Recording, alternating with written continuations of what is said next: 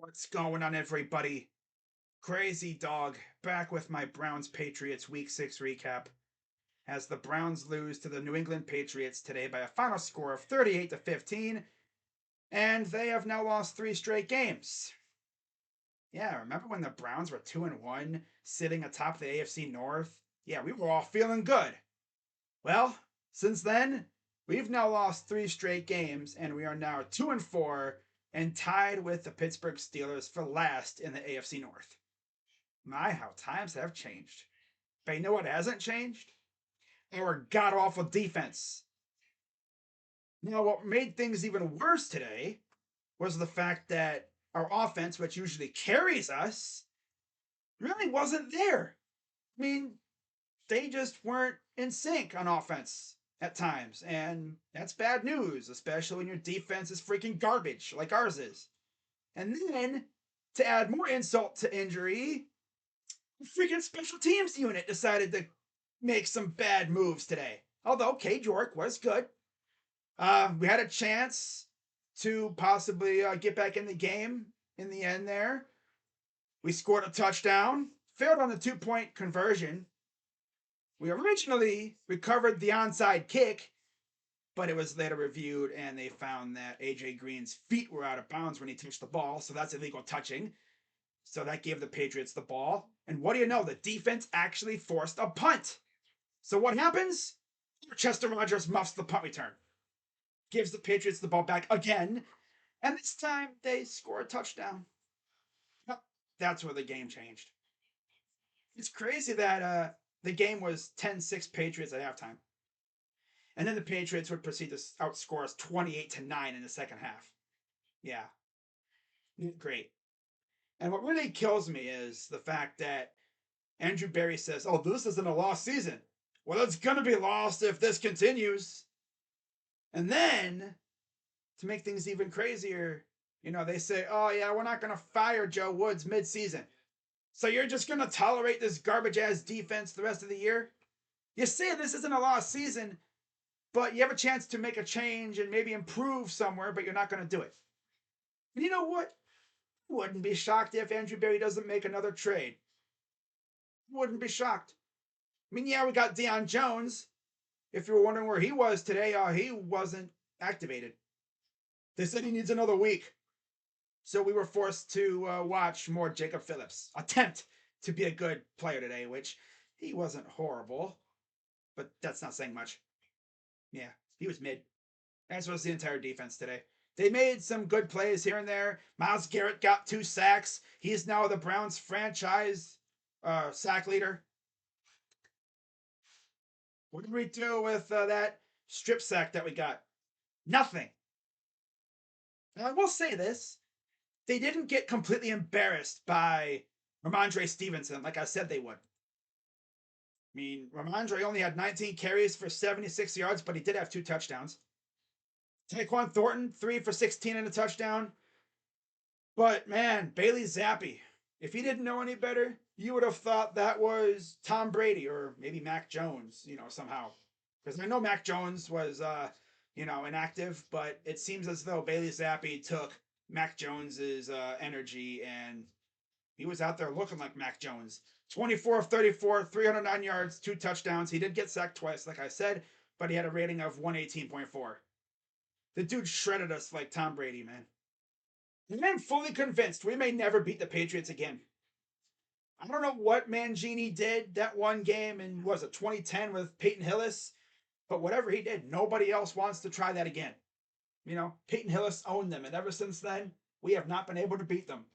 The closest we got was, I believe, with, was it, Chud, when we were in New England and we blew that lead. That was the closest we got, I think. And they have just blown the doors off of us every year since Brady left, pretty much. We thought things would get easier without Brady there, but no. As long as Belichick's there, they're essentially going to own us. And I feel like my guy Bobby, aka Beantown Breakdown, had a point with this. Belichick still has an axe to grind with our organization. Because technically, I mean, they were kind of the Ravens when he got fired, but in his eyes, the Browns fired him. Because I don't know if they were officially the Baltimore Ravens. And yeah, the team was in Baltimore, but they might have been the Baltimore Browns at the time. He still hates us though, because we've technically our organization fired him, even though it was the Ravens that do it. It's very confusing. Now, as for Jacoby Brissett, not a great game out of him. He was kind of due for a dud performance. 21 of 45, 286 yards, 1 touchdown, 2 picks. Got sacked 4 times. And yeah, we also turned the ball over 4 times, which led to 24 Patriot points. So, yeah, that'll do things to you. But yeah, 21 of 45. We really threw the ball 45 times against a pretty good Patriots secondary. Bold strategy, guys. Now, as for Nick Chubb, 12 carries, 56 yards. Not gonna do it, buddy. Kareem Hunt only had 4 carries for 12 yards. And then through the air, Peoples Jones had 4 for 74, and Njoku 3 for 58, Cooper 4 for 44 and a touchdown. That was nice. Pretty cool touchdown, too. And then, of course, after he scored the touchdown, we tried to go for 2, failed. Tried the onside kick, failed. I actually forced a punt, and then moved the punt, and then it all went downhill after that, pretty much.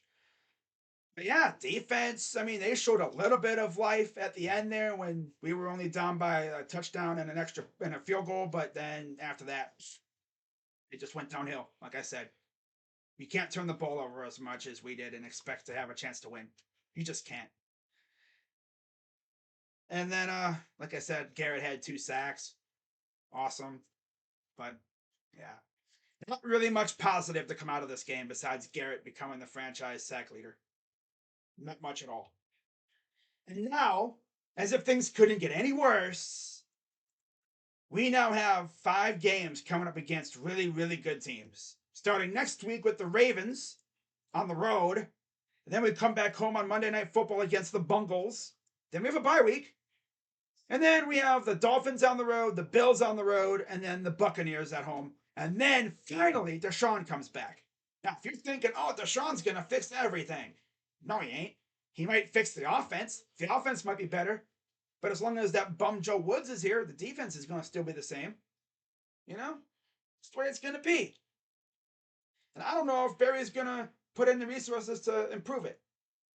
He may view this season as a lost season. He just wants to say it's not a lost season to keep fan morale high. But it's going to get bad here if we don't do something.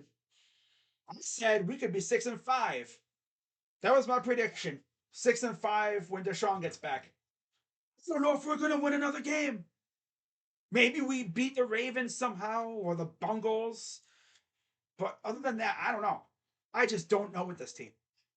I don't know. Like, I can't get a good vibe on this team right now. They freaking suck. You know? It's freaking horrible. And now I can't wait to watch this defense attempt to stop Lamar Jackson next week. Wouldn't be shocked if he had a big game. You know? I could just see it now. Nick Chubb has a huge game, but the defense can't stop Lamar. As always.